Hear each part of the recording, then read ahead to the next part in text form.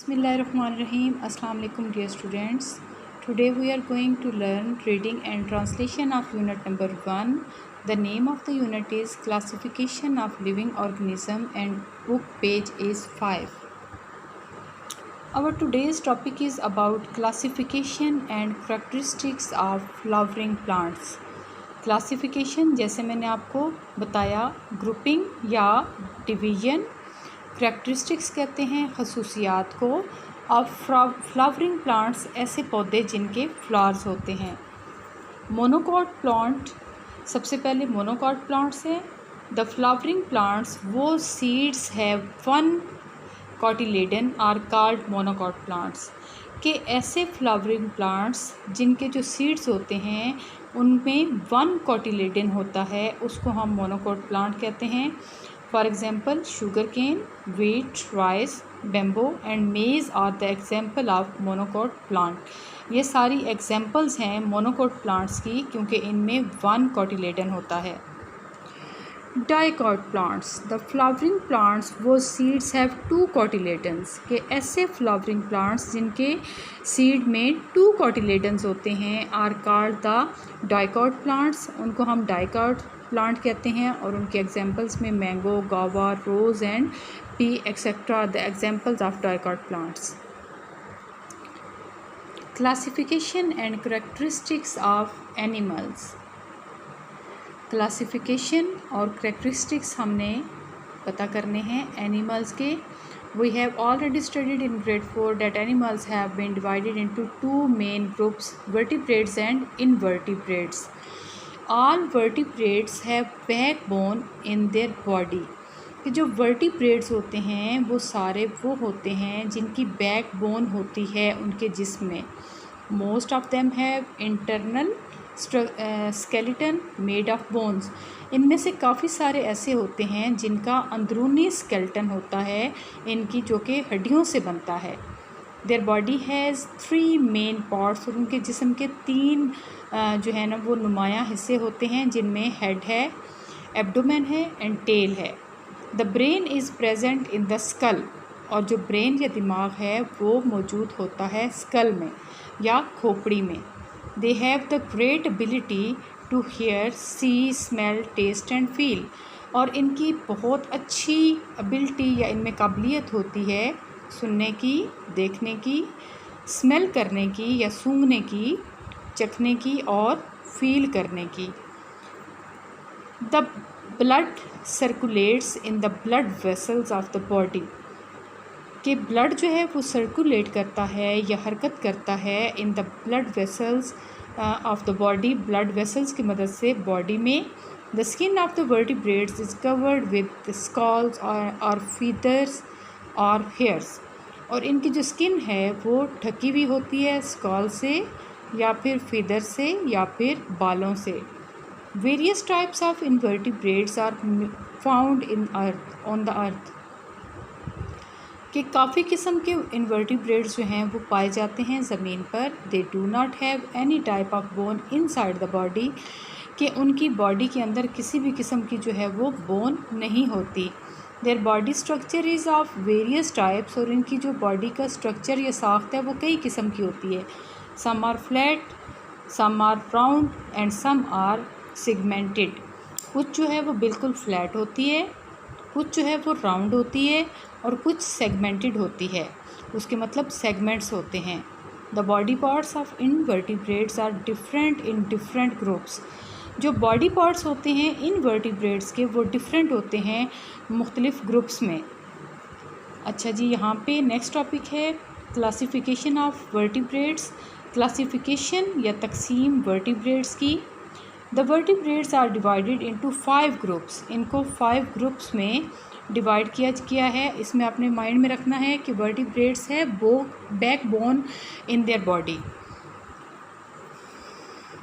और वो ग्रुप्स कौन कौन से हैं? Fish, amphibians, reptiles, birds and mammals. सबसे पहले है fish. Fish live in water, ये पानी में रहती है। Both ends of their body are pointed, इसकी बॉडी के दोनों जो एंड्स हैं वो पॉइंटेड होते हैं। द मिडल पार्ट इज़, और जो दरमियान का जो हिस्सा होता है ब्रॉड एंड थिक, वो कुशादा होता है, बड़ा होता है और मोटा होता है। The body is boat shaped, और इसकी जो बॉडी होती है उसकी शेप बोट की तरह होती है। This body shape is most suitable to swim, और ये जो इसकी बॉडी की शेप है ये बहुत मुनासिब है तैरने के लिए। They have Scholtz on their skin, और इनकी स्किन पर स्कॉल्स होते हैं। फ़िश ब्रीथ थ्रू गिल्स, और जो फ़िश है ये गिल्स की मदद से सांस लेती है। Fish have fins and tail which help to swim, fish के जिस्म पर फिन्स होते हैं और इसकी टेल होती है जो इसको मदद करती है स्विमिंग में। Reproduction in fish takes place through eggs, और जो रिप्रोडक्शन का या दोबारा से पैदा होने का जो या पैदाइश का जो अमल है वो एग्स के ज़रिए होता है। There body temperature depends on the temperature of the surrounding, इनकी जो बॉडी का दर्जा हिरारत होता है वो डिपेंड करता है या उसका इन्हिसार होता है आसपास के दर्जा हिरारत पर। Next topic is about amphibians. Amphibians can live on land and also in water. Amphibians ऐसे जानवर होते हैं जो कि ज़मीन पर भी रह सकते हैं और पानी में भी। They respire through lungs and skin, और ये सांस लेते हैं लंग्स की मदद से और स्किन की मदद से। Usually their skin is moist and loose, आमतौर पर इनकी जो स्किन होती है वो नमी वाली होती है और लूज़ होती है, ढीली सी होती है। They live on land but lay eggs in water, ये ज़मीन पर रहते हैं लेकिन पानी में अंडे देते हैं। Their body temperature also depend on the temperature of their surrounding, इनकी बॉडी का जो टेम्परेचर होता है वो भी इन्हिसार करता है आसपास के माहौल पर। Their development takes place in water, और इनकी जो डेवलपमेंट होती है वो पानी में होती है। Frog, toad, salamander and newt are the examples are amphibian, ये सारी जो हैं ये एम्फीबियन की एग्जाम्पल्स हैं। Next topic is about reptiles. Reptiles are called creeping animals, इनको हम क्रीपिंग एनिमल्स भी कहते हैं या रेंगने वाले जानवर भी कहते हैं। There skin is thick, course and dry, इनकी जो स्किन होती है वो मोटी होती है, कोर्स भी मोटे को ही कहते हैं, ड्राई और खुश्क होती है। विच protect their body from external effects, जो कि हिफाजत करती है इनके जिस्म की बैरूनी असरात से। Reproduction in these animals takes place through eggs, इनकी रिप्रोडक्शन भी एग्स की मदद से होती है। दे ले एग्स ऑन लैंड, और ये ज़मीन पर अंडे देते हैं। Their body temperature also depends on the temperature of their surrounding, इनकी बॉडी का टेम्परेचर भी डिपेंड करता है आसपास के माहौल पर। Lizard, crocodile, snake and tortoise are the examples of reptiles, ये सारे क्या हैं, ये एग्जाम्पल्स हैं रेप्टाइल्स की। The birds have feathers and beaks, जो बर्ड्स हैं या परिंदे हैं उनकी फीदर्स होती हैं, उनके पर होते हैं और उनकी चोंच होती है।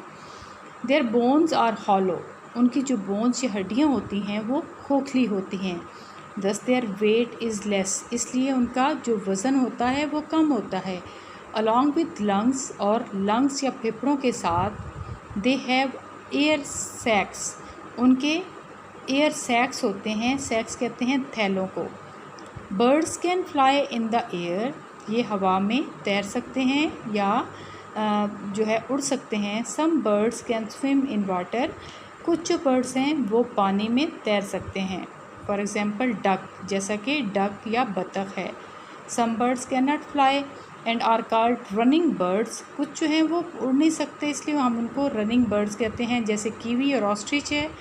ऑल बर्ड्स ले एग्स, सारे जो परिंदे हैं वो अंडे देते हैं।